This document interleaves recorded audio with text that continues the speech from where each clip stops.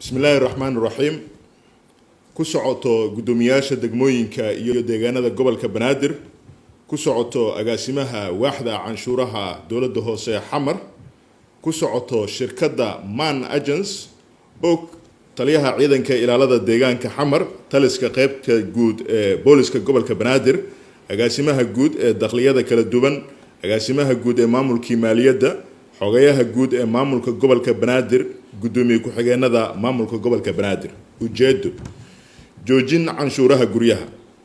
gudoomiyaha gobolka Banaadir ahna duqa magaalada Muqdisho markuu arkay dastuurka jamhuuriyadda federaalka Soomaaliya markuu arkay sharciga lagu dhisay gobolada iyo degmooyinka ee nambarkiisu yahay nambar 6 soo baxay markii taariikhdu ay tahay 12 bisha 1980 markuu arkay sharciga canshuuraha guryaha iyo daaraha gobolka Banaadir ee nambarkiisu yahay 43 soo baxay markii taariikhdu tahay 23 bisha 1977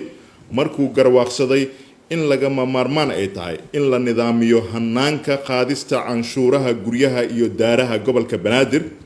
wuxuu soo saaray go'aanada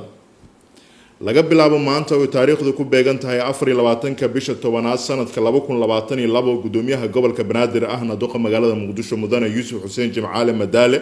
wuxuu go'aamiyay in la joojiyo dhammaan qaadista canshuuraha guryaha iyo daaraha gobolka Banaadir ilaa laga gaari doono 31 bisha 12 ee sanadkan 2022 si loo nidaamiyo hanaanka canshuur qaadista gobolka Banaadir haddaba mas'uuliyiinta sare ku xusan oo ay warqadana sida tooska ugu socoto waxaa la idinka doonayaa in aad fulisaan amarka qoraalkana ku xusan